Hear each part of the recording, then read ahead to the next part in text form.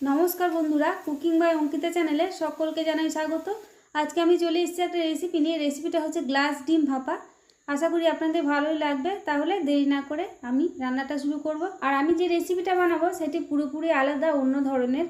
आमी एई रेसिपिटा निजेर आइडिया थेके बार करेछि।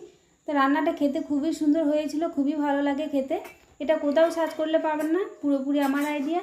ताहले देरी ना करे आमी रान्नाटाके शुरू करब। तो प्रथमे आमी एकटा बेगुन निয়েছি, बेगुनटाके आमी चालिते दिए पुড়িয়ে নিলাম।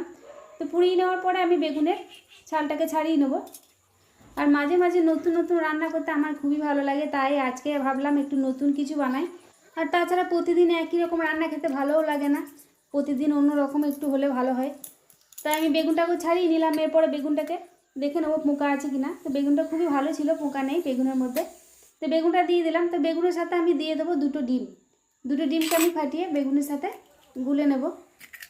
तो दुटो डिम बेगुने दिए दिलाम। एरपर आमी डिम और बेगुनटाके सुंदरभावे फेटिए नेब, जेन बेगुनटा गोटा गोटा हये ना थाके, जेन डिमेर साथे मिशे जाय खूब सुंदरभावे।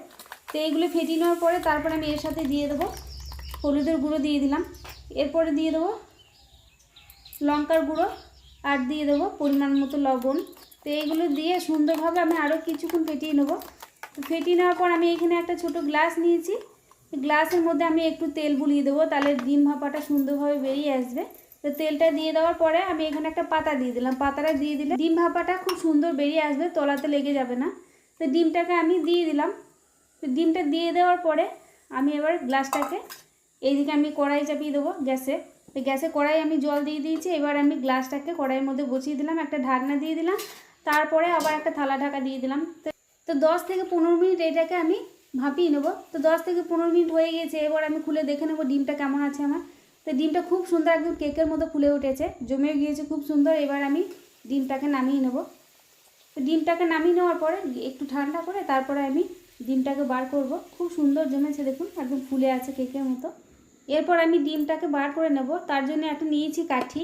তো কাঠিটা দিয়ে আমি সাইডগুলোকে একটুকে ছাড়িয়ে নেব। সাইডগুলো না ছাড়ালে বেরোবে না, তাই কাঠি দিয়ে আমি সাইডটা একটু ছাড়িয়ে নিচ্ছি। ডিমটা এত সুন্দর দেখতে হয়েছে, একদম পুরো কেকের মতো। তো কাঠি দিয়ে আমি সাইডগুলো ছাড়িয়ে নিলাম। এরপর আমি ঢেলে নেব। ডিমটা আমার খুব সুন্দর জমেছে, আমি পাতাটাকে ছাড়িয়ে ফেলে দিলাম। আর এই ডিম ভাপাটা আরও সুন্দর লাগবে যদি গ্লাসের দুই দিকটা সমান হতো। আমার গ্লাসের দুই দিকটা সমান ছিল না, তাই একদিক সরু একদিক মোটা হয়ে গিয়েছে। তাহলেও দেখতে সুন্দর লাগছে। এবার আমি এইগুলোকে চাকু দিয়ে পিস পিস করে কেটে নেব। কাটার পরে খুব সুন্দর হয়েছে। তো এইগুলো কেটে নেওয়ার পরে তারপরে আমি এইগুলোকে তেলে ভেজে নেব। আমি এখানে 4 টুকরো করে নিলাম, খুব পাতলা করিনি, আমি একটু মোটা মোটাই করে নিলাম। এরপর আমি এগুলোকে তেলে ভেজে নেব। খুব সুন্দর হয়েছে কাটাটা, খুব বেশি কড়া করে ভাজবো না। তো 2 পিঠ আমি একটু হালকা করে ভেজে তুলে নেব। তো 1 পিঠ আমার ভাজা হয়ে গেছে, আমি আরেক পিঠ উল্টে দেবো। তো ডিমগুলো উল্টে দেওয়ার পরে আমি ওই দিকটা একটু হালকা করে ভেজে নেব।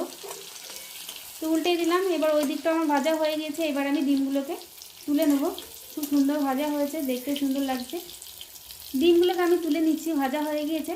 ডিমগুলো ভাজার পরে দেখতে কত সুন্দর লাগছে, একদম কেকের মতো দাঁড়িয়ে গিয়েছে ডিমগুলো।